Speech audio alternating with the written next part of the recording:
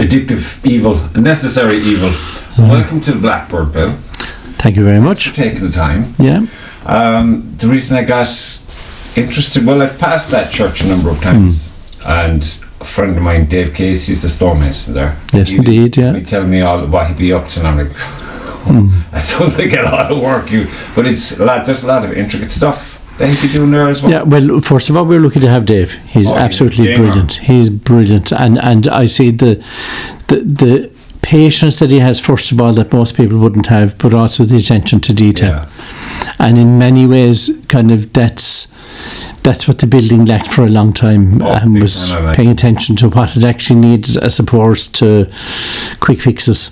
Yeah, quick fixes when it comes to things of that calibre are a no-no. I mean, it just adds, it creates problems. Well, an example of that really is that, and again, we have to allow people's best of intentions and the limited funding that they have. At some stage in the last 40 or 50 years, that building was repointed in concrete. And some of the repointing was like you put butter on bread.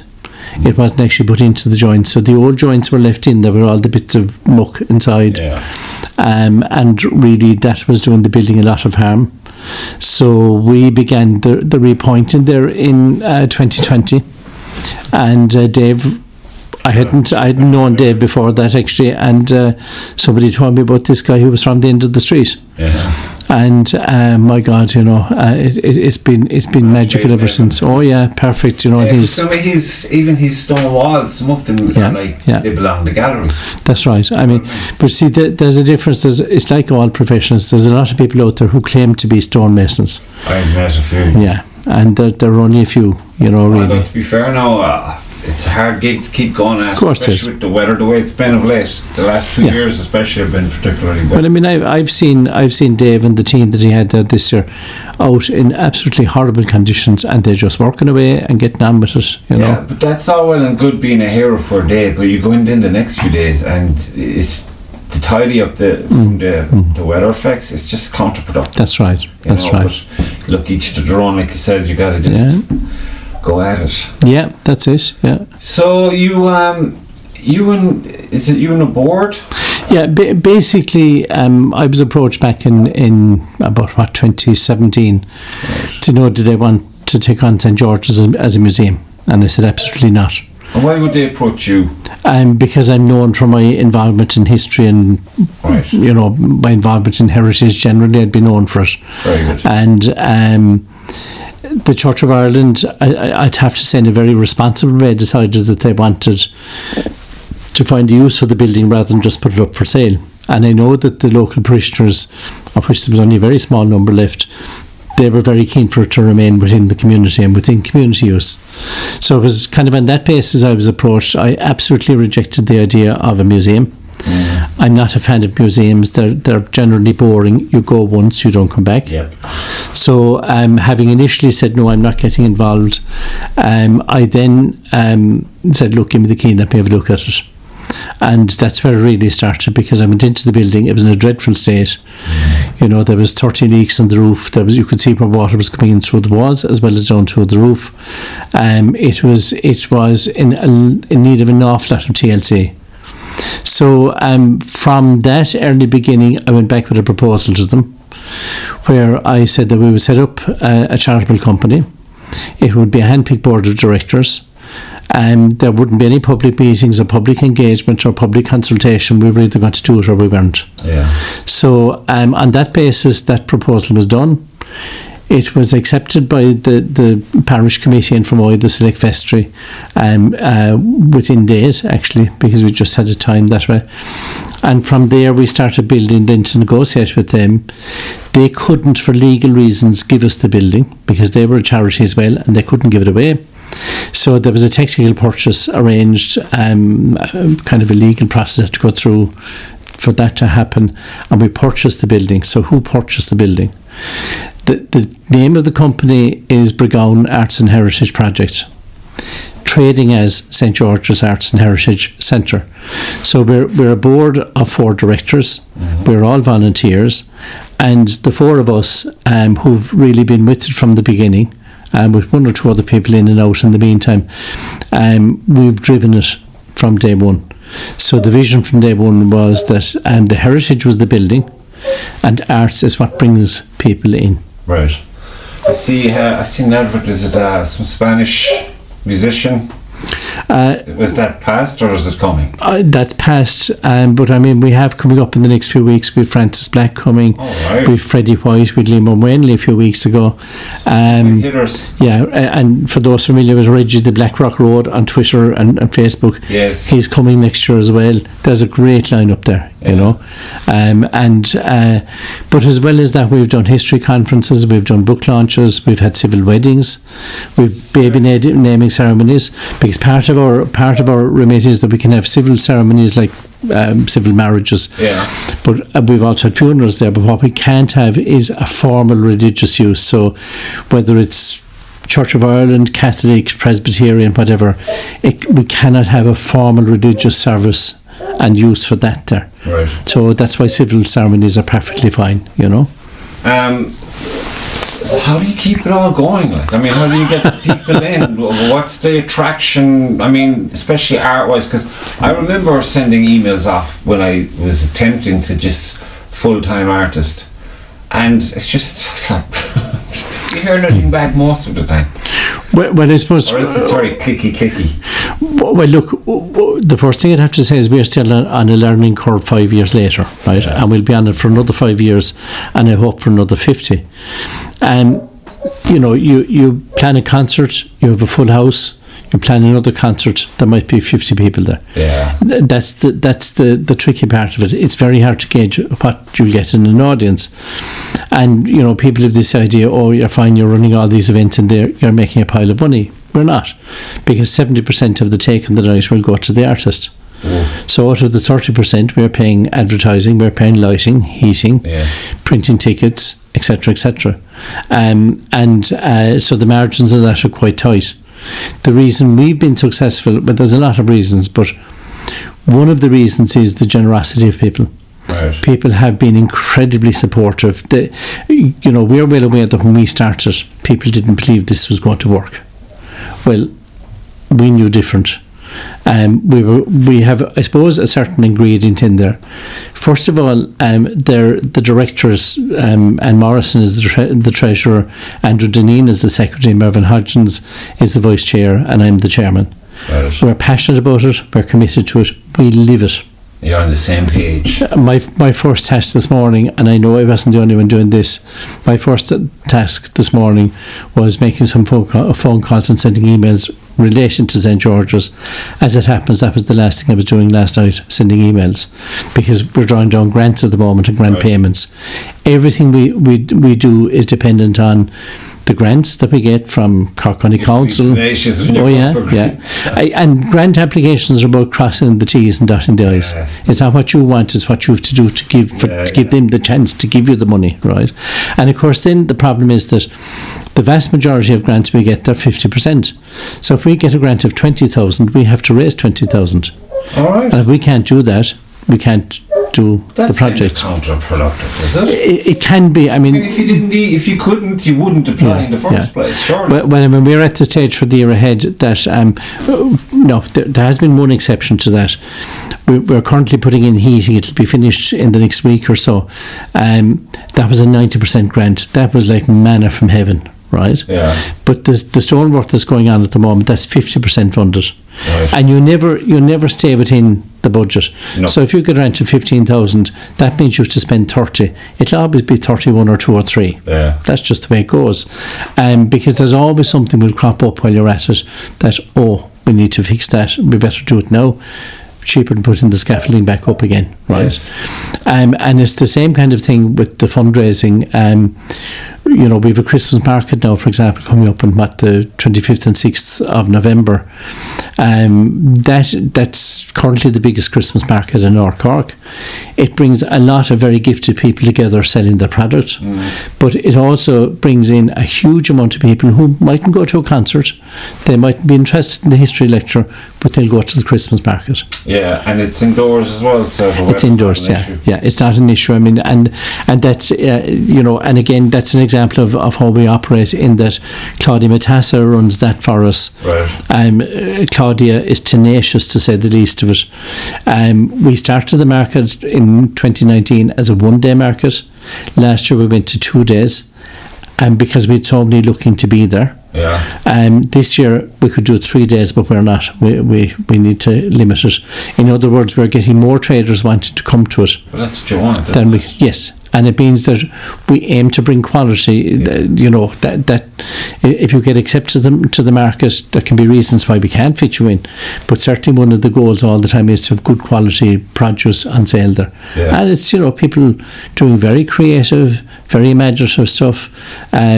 People who write books, people who create absolutely beautiful artworks. There's an ocean of talent in the country. There's a breakdown in communication is all, from studio or the bedroom or the kitchen to the representatives who might be more savvy when it comes to the marketing and the selling of said products. Well, one of the things I've seen since we started St. George's, I don't claim to be in the arts. I mean, I write, and that's what I do. But I have a love of art, and I have a love of sculpture and things like that. But what I've seen since we started is, I've discovered rather the amount of talent that's in the locality. And this North Cork is not given credit for being sort of what they have done in West Cork with artists and sculptors and all this kind of thing. Well, actually, it's in North Cork, because I remember when we started, when we made the announcement that we were going doing this, I remember one particular message that I got from somebody who lives relatively near to me. I had no idea that she was doing what she was doing, and I was absolutely gobsmacked when I went in and looked at her work. And she's a dress designer, and I just didn't cut. You gotta just get. See, you can get crippled with overthinking it when you're creating things, and you're like, and you're giving out things because no one's buying anything, and they don't even know you exist, or they're doing what you do. So you just, but the way it is today, forget websites. I say, because they're not worth a damn. They're just going to cost you time and money that you don't have. So with all the, the platforms that exist, you should be just... I mean, I'm trying to get my head around a lot of them and just fire stuff out. Look, the whole thing of the internet and websites and social media and all that, we encounter all them. It's a quagmire. Because you don't know, is this the right place to have it in? Is that the right place to have it in? You put energy into that, you can't gauge how many people are responding. True. But I mean, the way I look at it is, you gotta go shotgun. You do, yeah. You say, what can I afford time wise? If I do, say, twice a week. Now you're being kind, saying you have to be disciplined to only go twice a week, because, like you said, if you're not getting any feedback, you're starting to think, maybe I'm doing the wrong thing. But I find if you just you'll start with a load of things, and then just narrow your vision. Well, you narrow it down to what works. Yeah. And I mean, there's lots of things, in St. George's, when we have the luxury down the road, when the bills are paid. I mean, we owe 130,000 at the moment. One of our we want to bring that down, because we have to service that loan every month. It's €1,400. That's the first bill to be paid every month. Yeah. So, but if we can get that down, it means it makes it easier to do more of the things maybe we'd like. Yeah, and you're also in the habit of putting X amount over here. Yes. Now over here, instead of becoming a payback, becomes what we want to do. Exactly, and that's been a bit. I mean, the big part of the what we've done there. I suppose. Look, we've spent, by the end of this year, we'll have spent nearly 800,000 on the building in a space of 4.5 years. Right. Of that, give or take, there's about 400,000 of that came in various forms of grants. So. And those are primarily focused on the work on the building. Right. Once we can get to the stage where the major works are done, the big one left being the steeple, that's a big one that has to be done. We're looking at 150,000 or thereabouts in that. Until that one is done, our income is going to be focused on the building works. Once we can get the building works out of the way, and we're probably further down the road than we expected to be, but once they're out of the way, now we can relax a little bit and say, right, the money that's coming in can be used on obviously maintenance, but also we have an ambition that and it's working to some degree, that St. George's will be the visitor centre for Mitchelstown. All right. We have Stacey in there at the moment. She's on an employment scheme, so the doors open 2.5 days a week. And what we're finding is that when the doors are open, people will come in out of curiosity. Yeah. So that's why we'll say we have various items on display in the building at the moment. We have a photographic exhibition going on there. We have the coats of arms of Mitchelstown Castle on permanent display there. We have some other very rare items on display. The idea is that if you come into St. George's, you're not just looking at a former closed church that's now a theatre. You're also looking at other things. Oh God, we've just produced a little book on the building for visitors, that when you walk in, you can just flick around the page. Oh, so that's what that's about. Or, right. We've connections there to the Disneys. Yes, those Disneys. There was a former rector there who was a slave in Nigeria for 10 years in the 1600s. The pulpit is interesting, partly with the carvings that are on it, but also because it commemorates somebody who is related to the Port Robert Graves. The Port Robert Graves. He was a World War I poet, quite prominent as a World War I poet. But the other writer we're connected with, by the way, is William Trevor, who was baptised in the church, and he's the Pritzker Prize. I think he won it 3 times. He's dead now, but. So, and I remember saying to a friend of mine who was visiting a couple of years ago, he said something about Mitchelstown's links to William Trevor. And I said to him, you do realise that he was baptised in this church? And his jaw dropped. And I remember him saying to me, he said, I think that's very profound. Those of us who might not be into William Trevor or William Leach, the artist, who's a connection there as well, there are people out there, the minute you say the connection to William Leach or the connection to William Trevor or Elizabeth Bowen, they get it. Yeah. So even though the building, is it's an ordinary country church in some respects, there's this incredibly rich history to it. Yeah, but I mean, and does it have like a Facebook page? Oh yeah. The building itself. Yeah, it's St. George's Arts and Heritage Centre. Is if you want to look up events going on there or what are we doing at the moment, right. That's where you go. And in a way, that's become the history of the building too. Yeah. Because you can go back to the very first day when we set it up and see how we were doing different things. Yeah. We take pride in the fact that the vast majority of people who work at various levels, carpentry, James O'Brien, Patrick Casey has recently come on to do some carpentry as well. Dave Casey and the stonework. Coughlin's a Mitchelstown-based company originally from the Glanmire parish.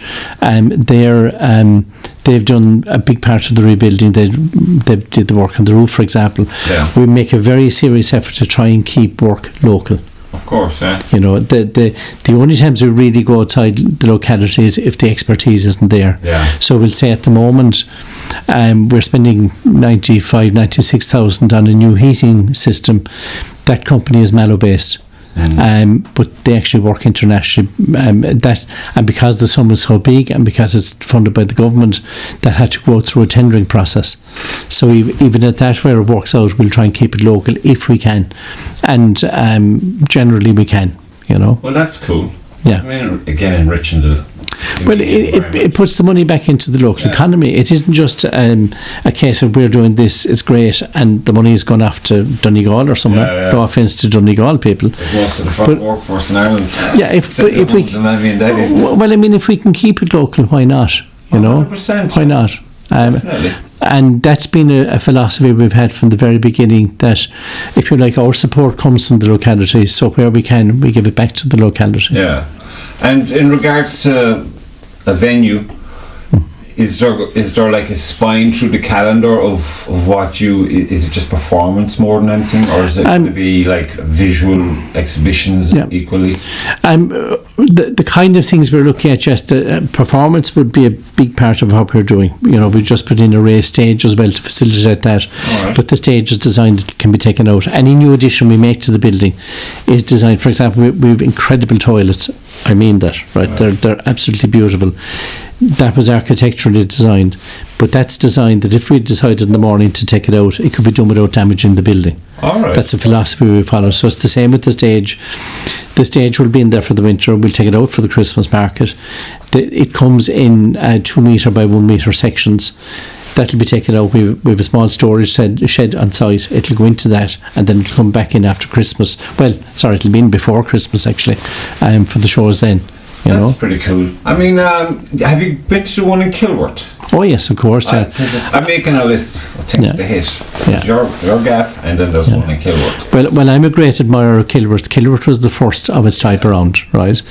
They've kept, sounds like a cliche, but they've kept the show going for probably about 30 years now, and it's brilliant. None of these centres, I mean, we're not in competition with each other. No. They're our nearest neighbour. Friarsgate and Kilmallock would be another example. That's a converted cinema, and we work with them. We're not. There's no point in competing. There's plenty for everybody. Yeah, and traditionally we'll say Kilworth would have a strong drama content. Liam Howard has been the main man in that for God knows how many years, and I used to work for him one time when I was with the Avenue. There's a niche for them. There's a niche for us. There's a niche for the Schoolhouse Theatre in Charleville is another one that comes to mind.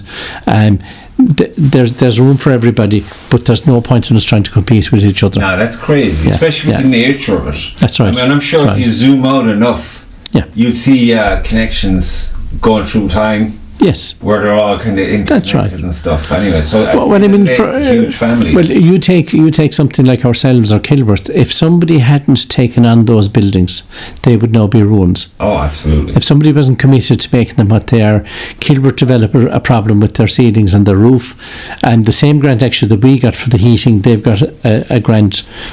The same source for that grant has funded them as well for the work they're doing at the moment. Right. That they're re-roofing the building and they're doing various works inside.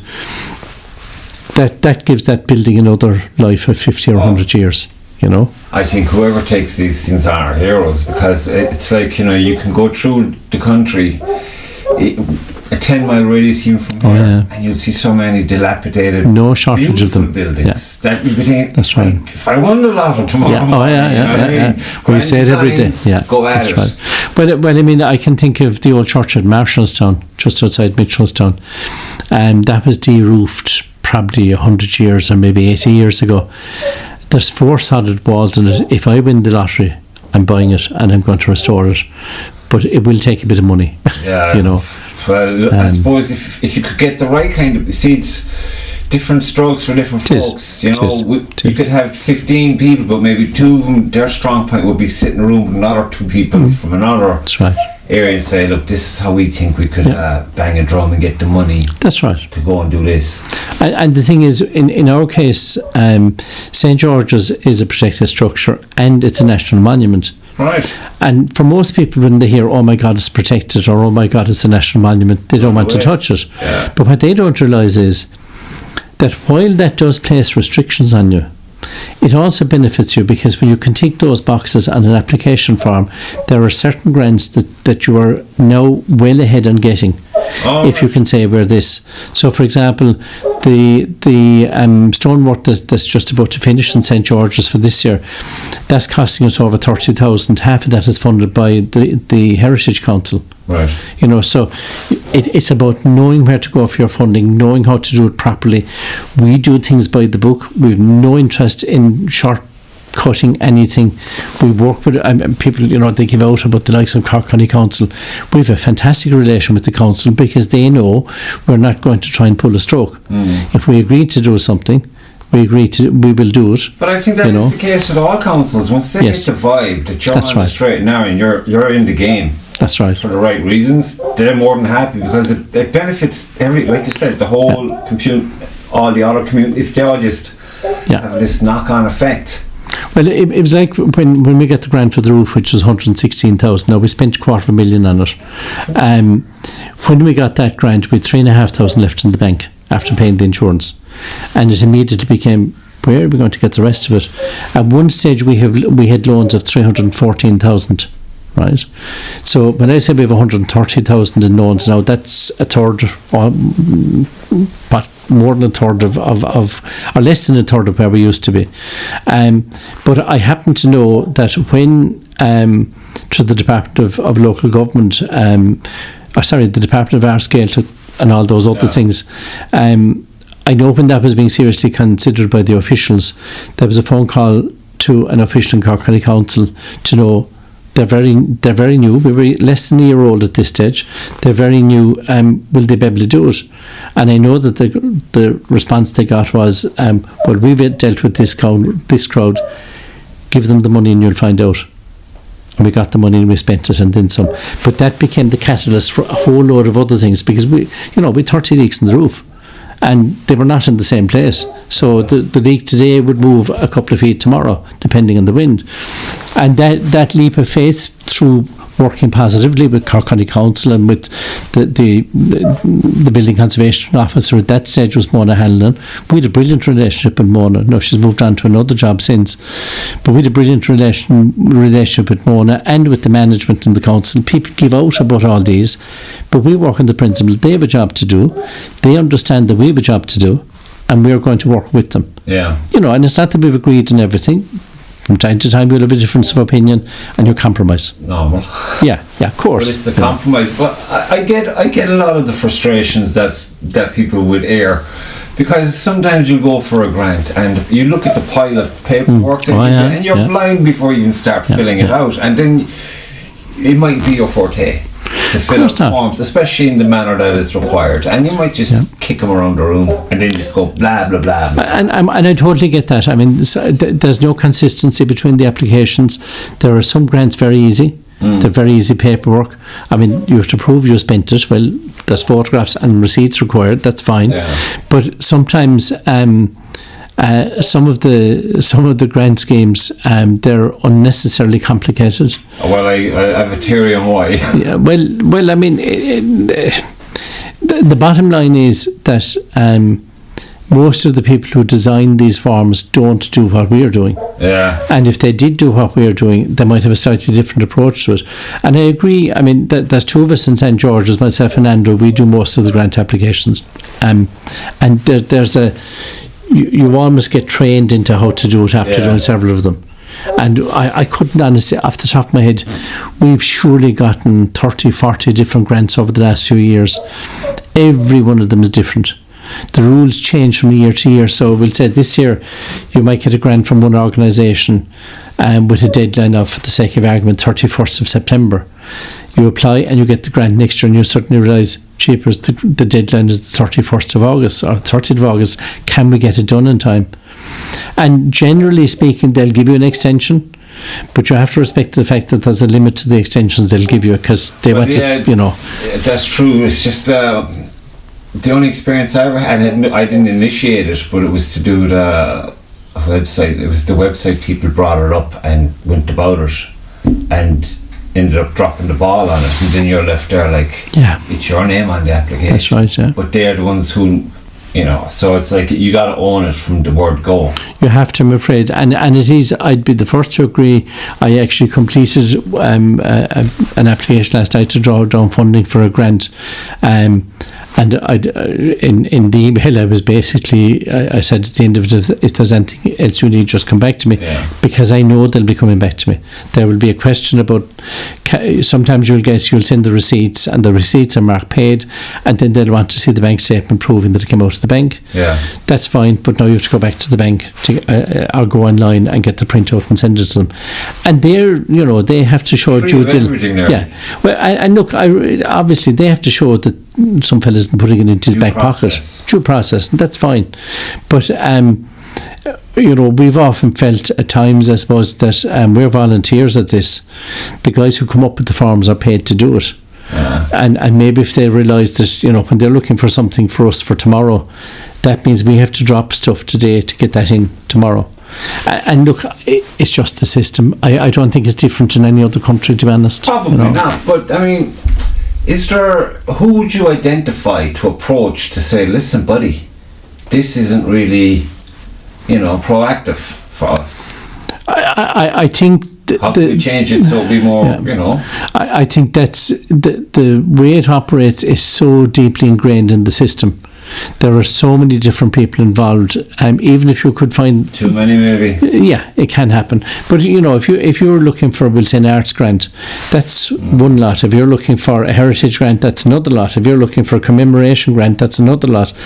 So I can understand why they're all different. There isn't a central way of doing it. Yeah. But it's to get to the stage. I certainly feel that it has improved even in the few years we're at it, and I'm in community stuff for 40 plus years. It has improved and the funding has improved, but it's not enough. We're making the argument that a 50% grant, and it's appreciated, it's brilliant, but the burden of the next 50% falls on us. Yeah. So we'll say we've taken the decision for next year that our focus is going to be on not applying for grants that are 50%. If there are 90% grants, we'll go after them, but we simply don't have the funds for the 50%. Yeah. So and that for if you take then small community groups, and we certainly would claim to be one of those, not every group would have the expertise on board, would have the people willing to make the commitment. Definitely not. It's hard going. About 10 years ago, I looked into maybe what grants are available for a visual artist, and I was like, I'm not even touching that. Just one glance, and I'm like, nah. Well, I don't have the temperament for that. Yeah, and that's the other side of it. You see, the not everybody is made to fill out a form. Not everybody is made to do the wording the way it's required. Sometimes you wonder what are you made for. Well, yeah, but it's like, that's a mystery. Yeah, I mean, I'm going to go out there in a minute and kick the head off of that fucking dog if he doesn't shut the fuck up. He's like this all week. Give me 1 second. Do you want a cigarette or something? No, not at all. I'm grand, thanks. I'm grand.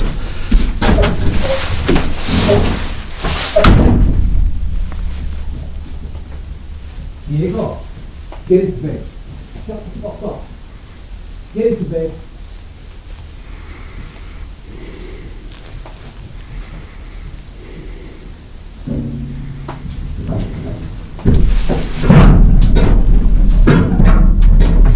This is why I be smoking on my podcast dog. The dogs have me demented. I have to I'm going moving the dog run over to the far side. But all the fucking rain this year, it's just you can't do anything. I even get leaks in here. I'm like, oh my god. Yeah. So when you're rain double the soundproofing, yeah. I know. Dogs are what they are. He in particular now is a bit of a schmuck lately, but it's because she's in there now, and he's like, "Where's my walk?" That's how it works. Of course, I'm not here. Like they train you. Yeah. Oh, they would. Yeah. Them now and the kids, we're just slaves now. You know what I mean? They train. I know. Yeah. So going forward in the future, I mean, obviously, we're not immortal. Like we're not going to be around forever and a day. But how do you envision safeguarding the project, we'll say? Well, I suppose that's. Is there anything you guys can do? Like you handpicked a... Well, we're careful about who we bring on board, right? Because, look, we're a group that works. And we have a process whereby we're always on the lookout for somebody to come in. We're always we have lots of volunteers who help us at various events, concerts, or Christmas market being classic ones. But I suppose, a number of us come from a heritage background, so we've a priority in protecting the building as it is, right? So, for example, recently now with the heating, there was a suggestion of putting a heater in a particular place, and I immediately went, no, can't go there. These are the reasons it can't go there, but it can go over here.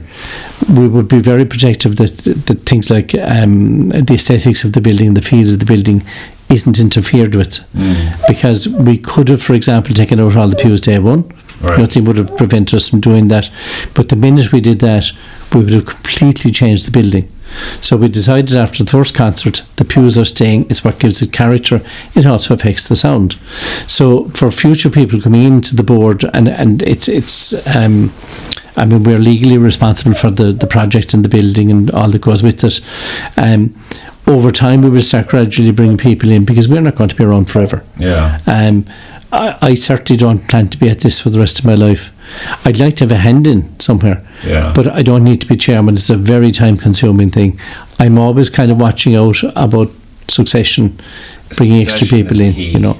And what we're looking at the moment, for example, now is we're looking at setting up 1 or 2 committees that would take responsibility for various things within the building, such as, for example, the events and concerts and what goes on with those.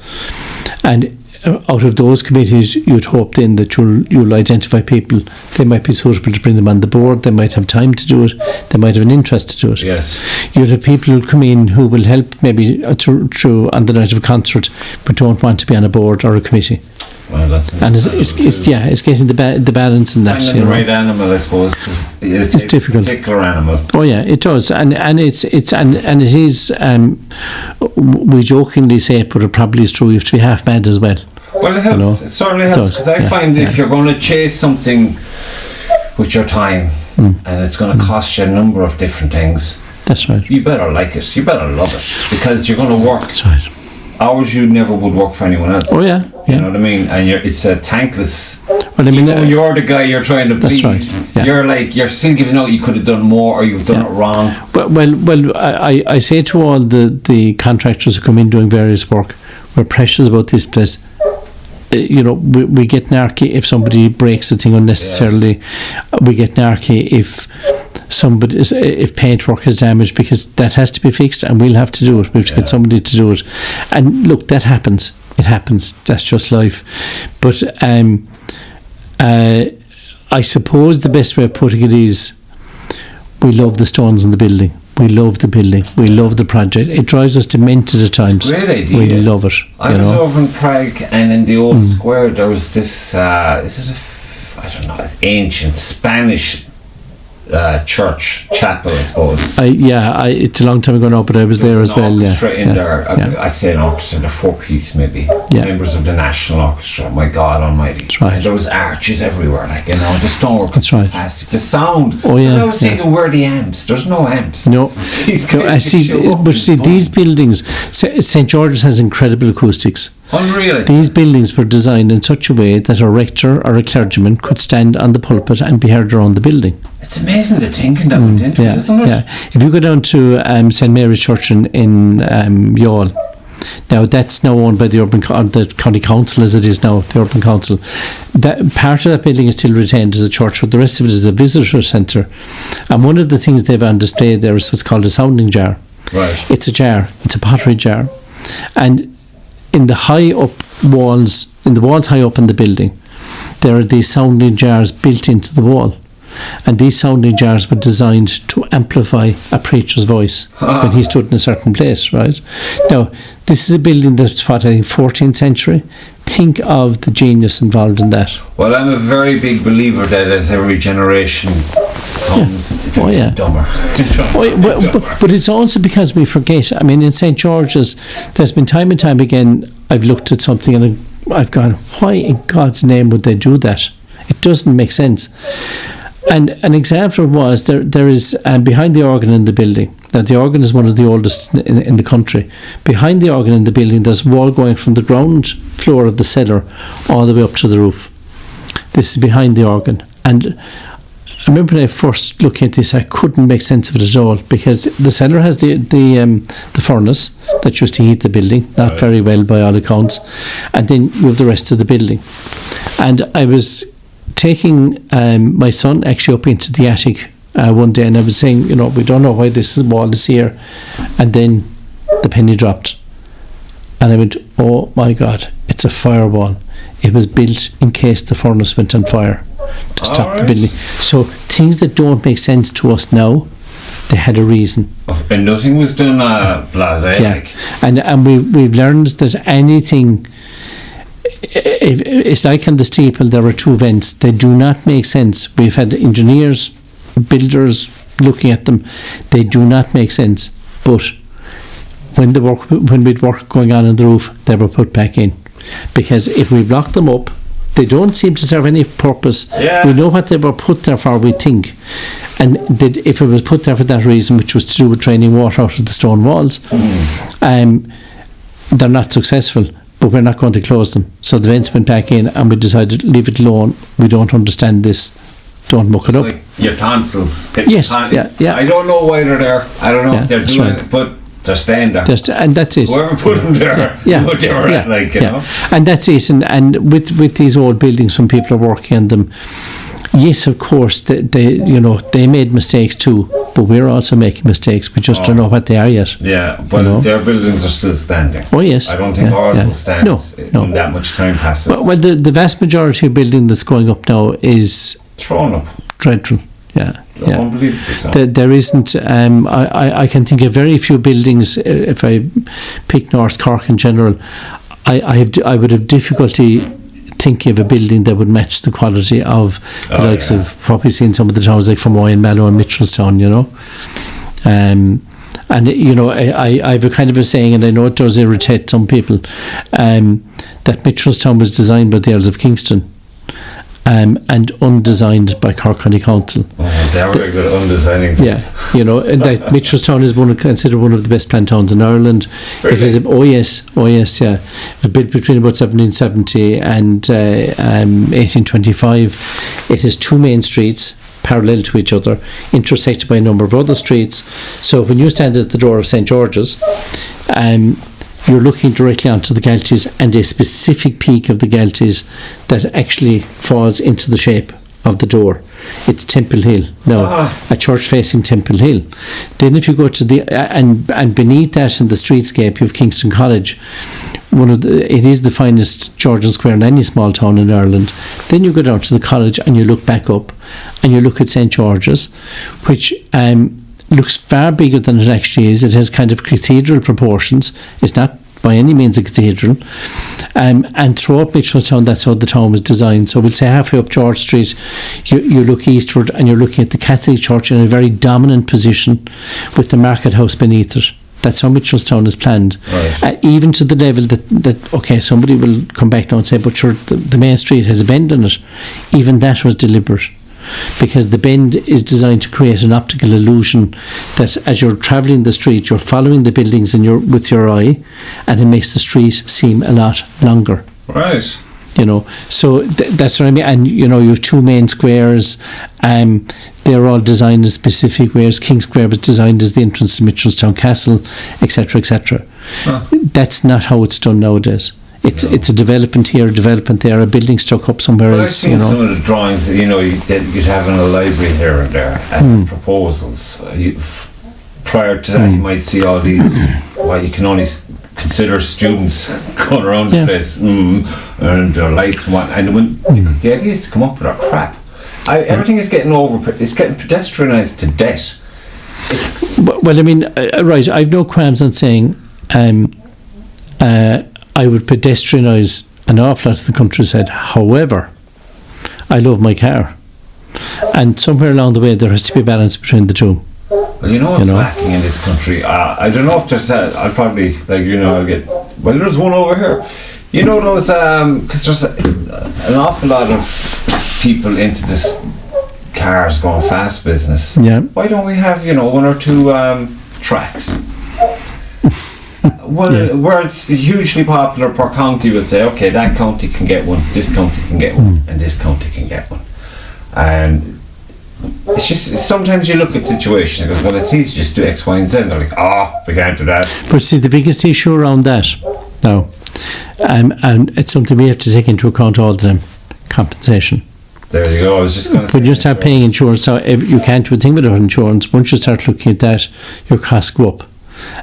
We have in St. George's, the initial quotation we got in insurance would have been almost enough to kill the project. Right. But by putting in fire alarms, smoke detectors, fire alarms, and security cameras, that basically burglar alarms. Yeah. Now we don't have CCTV on all day, but once we turn on the alarms, all the cameras come on. Once we did that, our insurance came down to a third of the original quote. And those are the things. Insurance is the thing that's going to kill a lot of projects. Has done already. Yeah. I mean, we're we see with the builders coming in, they all have to have insurance, contractors have to have insurance, just goes like that. All types of different insurances. You know, I mean, when you say about the driving on roads, I worked for many years as a court reporter, and there was one particular judge, Bernard Carroll. He would have been a very even-handed, level, steady kind of a judge. And I remember time and time again, he used to say that most accidents are caused by driver impatience. 10 seconds could make the difference between somebody being killed and not being killed.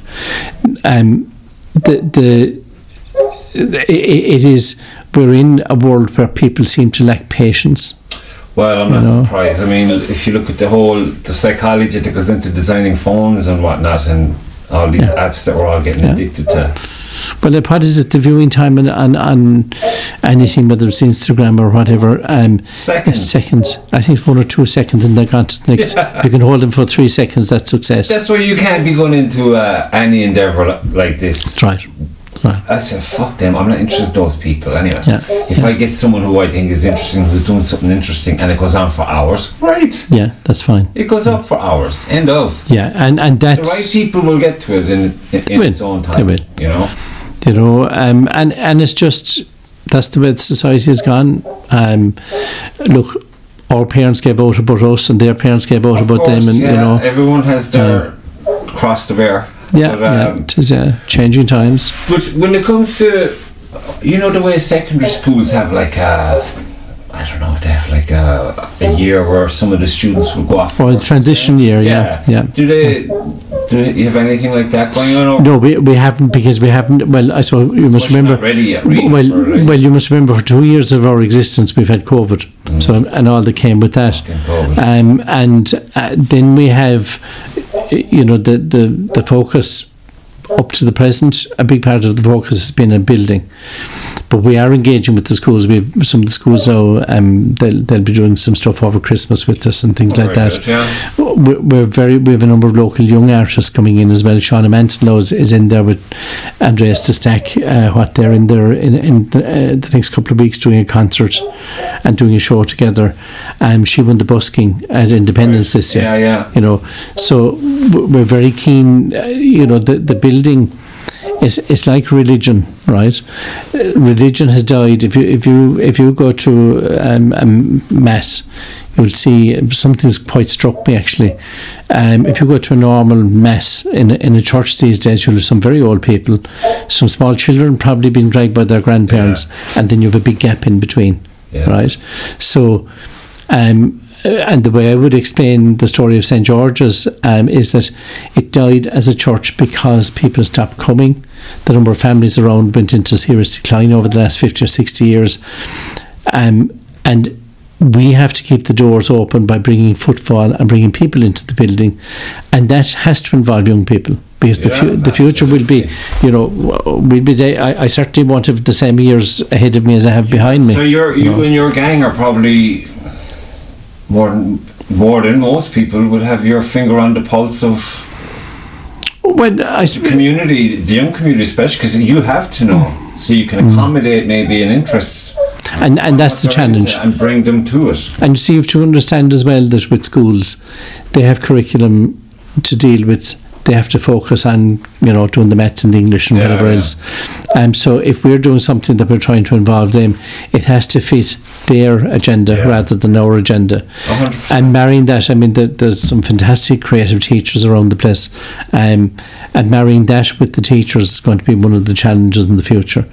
You know, I remember a simple thing in the early days up there. I happened to go up one day, and transition arrived at the gate with their teacher, who I kind of vaguely knew, and I said, you know, do you want to come in? I said, can we? I said, come on. And as I was walking up the aisle with him, I said to him, do you want me to tell them a few things about the building? And he said, yeah, would you? And I said, grand. So I put them all up to the front seat, and I went up to talk to them.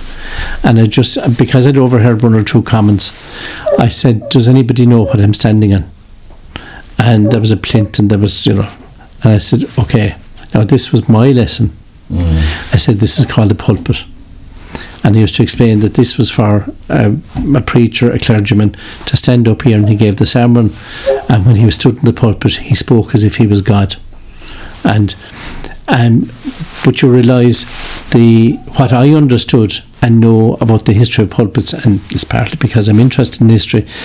Younger generation, not only don't they know about pulpits, they don't really know the difference between Protestant, Catholic. They're not interested. They're not interested by and large in religion. Absolutely, they're not. Religion is dying in Ireland. You have a different form of it going on, and it's a different form in America. America's a different ball game. Crazy. There'll be psychologists and people writing about that. Elvis Presley is alive and well, and he's a priest. Well, actually, as you mentioned him, he's coming to St. George's in November. You thought he was dead. Yeah, we have him coming. And I mean, there's an example. That'll be pure crack that night, right? Without a doubt. But yeah, sure. Listen, you should believe everything you see in television and radio. Don't you know that? Nothing you see on the television. There's music there, and there's a narrative there, because it's a show. Well, there used to be an old adage in reporting that you should believe everything you read in the newspapers, except for that one story in a million in which you have direct personal knowledge. Yeah, I think I was saying to I swear to God, I can only apologise for that fucking cunt of a dog outside.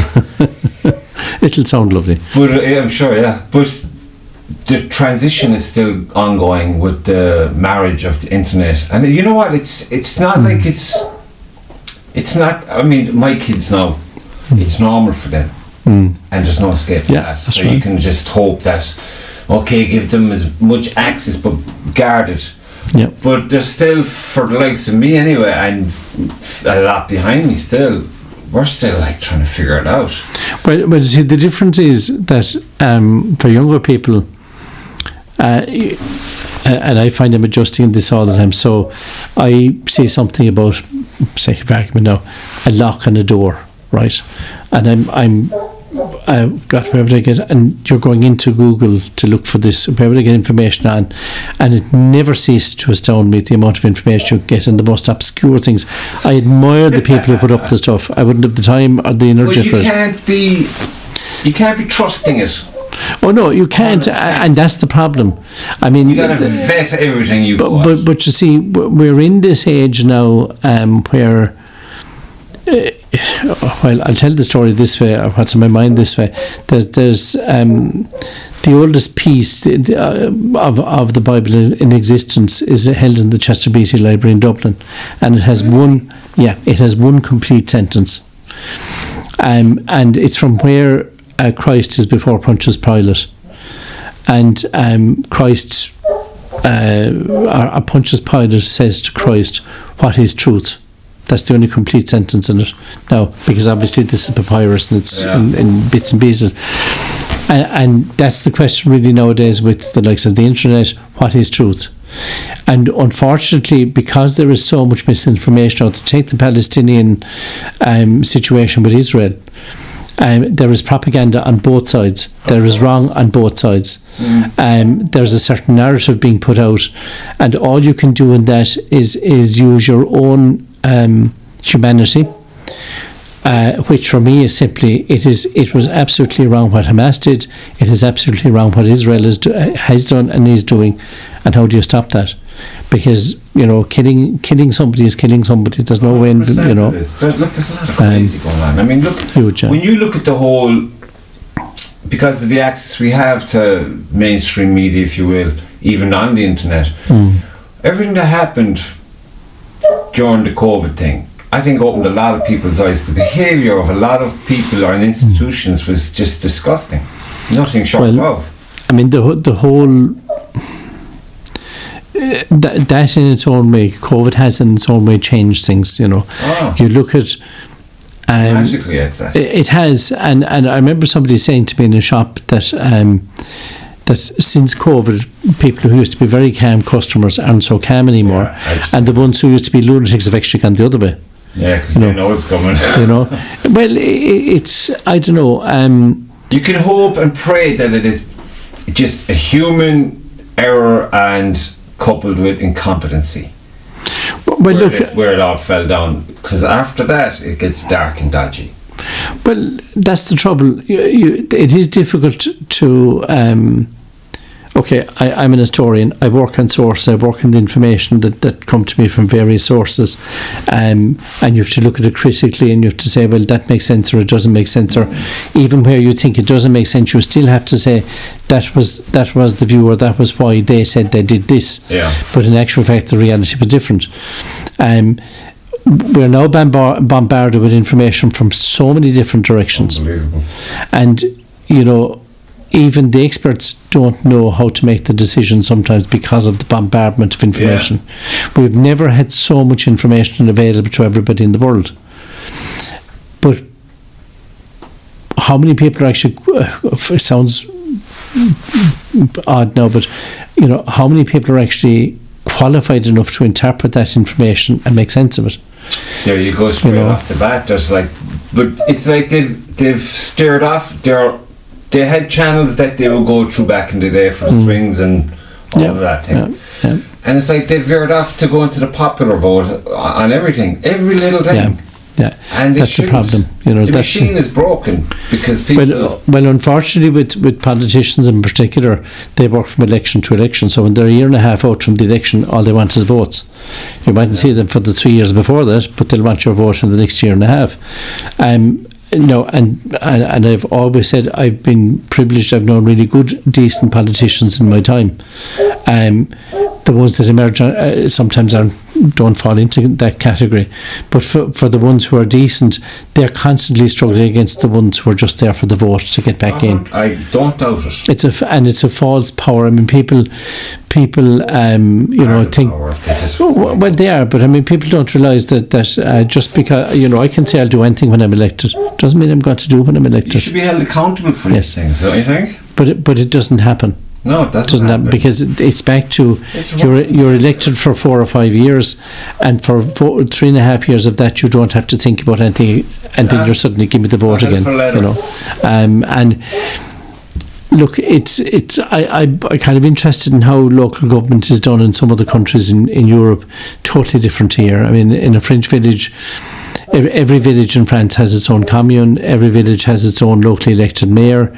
The mayor is the power in the village. The mayor can literally come up to you and say, Mr. James, your hedge, it needs to be cut. And you can say, no, F off, mayor, I'm not cutting the hedge. But then you want something done with the power company, or you want something done with the water company, and you need the mayor to sign off on it. And the mayor would say, but I asked you to cut your hedge 3 years ago, and it's now a jungle. So everybody, there's checks and balances, and there's checks and balances on the mayor, and there's checks and balances on the system there. And the French system isn't perfect, but they've had it for over 200 years. Yeah. Well, our system isn't great, especially when it seems like they're getting their orders from elsewhere, and elsewhere isn't interested in the people's everyday toils. No, because it's back to the thing really, and I'll explain it in my thinking it this way. When the Celtic Tiger collapsed, I remember looking at a debate in the Dáil one night on the news, and Brian Cowan was Taoiseach at this point, and I just said to somebody who was with me, I said, if you look at every one of the people sitting around him, they're the sons, daughters, aunts, uncles, fathers, mothers, were TDs before them.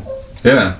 Not one of them has known a poor day. How can they possibly understand what they people... have no clue. It's like people thinking that Trump cares about them. He no more cares about them than the man in the moon. Well, that's just, I don't know what even I look across the pond at times. One of my brothers now would be very much into all kinds of politics. He probably would be a politician in another life, but it's easy to wind him up. Just say, Trump's the man, and he loses his mind, you know what I mean? Because I have no interest whatsoever, but if he goes on and on, just say, well, Trump is the man. I mean, he should do this and he should do that. And Trump should be in jail. He goes crazy, but they all should be in jail. Yeah, if you look at the facts that are being brushed under the carpet, but they're there clear as day. Well, this did happen on this day, and blah blah blah. Everyone has the evidence, but no one's interested in the evidence. But then doesn't it also go back to what is evidence, what is truth? Well, it's I mean, I know as an historian, I know that, and I've done some research on this. I looked at the level of deaths in the Spanish flu in 1918, which went on for a bit longer than people realise. And by going through the death registers for the Fermoy health area, which would include Mitchelstown, it went back to Ballyhooly, Castron Roach, Connor. It had quite a large area, even Anglesborough and County Limerick. And you look at, there was 1,000 deaths in 1918, total number of deaths, right? But then you extrapolate out of that how many people died of flu, because they didn't call it the Spanish flu, it was flu. And I got a figure of something like 120 something over a 1.5 year period. Now, they had a basic understanding of what we later came to call lockdown, in that they stopped cinemas, they stopped public dances, but there were cases where, for example, there's one family, and I would, to be certain of this, I'd have to research it further, but there was one family, from what I can work out, in business in Fermoy, they were completely wiped out by flu. Right? Now, the Spanish flu is estimated, there's various things on it, but it's estimated to have cost at least 30 to 40,000 lives in Ireland. Right, when there were no health measures that we understood. You'll see contemporary newspaper reports where, for example, there was a Dr. O'Brien in Mitchelstown and being praised for the work he was doing for people who were ill and sick and so forth. And he survived. You know, you'll see that, and you'll see a certain amount of it. And the tragedy in many respects about the Spanish flu was the average age of death was 40. Right, and it was younger, healthier people died of it rather than older. And the theory now that they have is that when a person got the flu, I actually knew a woman whose father died of it. When the person got the flu, they appeared to recover, and went suddenly into relapse and died. And they now think it was actually your immune system overreacting and ultimately killing you. It was your own immune system, right? Really? Yeah, there's a huge amount of research has been done in this. There's an excellent piece of work by Ida Millen. She's an Irish historian lecturing in Carlow, where she looked at how this was reported and how it was around the country. Now, in the case of the story in Mitchelstown, I knew a lady many years ago, Anna Doyle, and her father, who was, as it happens, Presbyterian. They were in business on the main street in Mitchelstown. She was the first person who ever mentioned the Spanish flu to me. And her father was 42 or 3. She was only about 9, I think, when he died. But I remember her saying that in the days before her father died, the good people of Mitchelstown spread straw out on the street, so that the noise from horses and carts going up and down wouldn't disturb him in his dying hours. And this was a woman telling me that she was, I think, 88 or 9 at the time. Yeah. So, you know, there are there's nobody doubts now the Spanish flu and the impact it had, and we know that pandemics are going to happen in the future. You know, especially the way they're allowed to mess with everything. Well, look, I mean, if you look at the whole way we produce food, the whole way we manage all that, we're and the health authorities are quite right to be strict about cross-contamination and all that kind of, absolutely right about that. They go too far to one side. They should always maintain a balance. Well, but of course that's what happens. The pendulum swings, and it always swings too far in either direction. The lefty guys are nuts. And not all of them. One thing's pulling the levers. What does this one do? You know, it's just the society we're in. You know, and it's back to, you know, where does the information come from? If you use your common sense to a certain degree, well, that's lacking in a lot of yeah. You know, well, I mean, you know, now of course, even in common sense, that's a debate in itself. Yeah. But each has their own view of the moon, like, you know, they do, yeah. So it's well, there's a lovely one I came across one time that something about the wolf howls at the moon, but he does not know what he howls at. Yeah. Do you know? That's true. And I mean, you know, I was actually really funny in the last few days by an American astronomer that the dark side of the moon, you know, the song that has that line in it, but there actually isn't a dark side to the moon. There's light on both sides of the moon. So the moon's another. There's a few wacky people I'd love to get in here to press their buttons about the moon, because I have a few issues with the moon, and I have a few issues with a lot of things, but I don't hang my hat on anything, but I question everything. Yeah. And it's more out of like, I wonder would I get a good idea for a story. If I say I'm going down one road researching things, and I'm like, I can't believe it. Yeah. And then you get to the end and it's like, no, it's not at all what you thought it was going to be. No. But No. from the start to the finish, it was your imagination took hold. Yeah. And then Yeah. if you can recount it, put it on paper, then you have a story. And then maybe you have imagery that you can use paintings in. Yeah. Or create paintings from. And that's how I kind of... And is this your own artwork here? Yeah. Yeah. Nice. Yeah. Everything's finished except Just that bloody thing over there is breaking my brain. It's actually commissioned for a customer. Right. I'm late with it because I finished it 3 times already, but it's not good enough. When I'm looking at it, I'm like, scrape it off, start again. It's looking now the closest since I've started it, but I have a ways to go. We'll get there. I will, yeah. It's just getting the time, but it's just, if it's not one little thing, it's another little thing. Loads of little things. Yeah. So, Are you happy with that? I'm very happy with that. Are you happy with that? I'm happy with that. And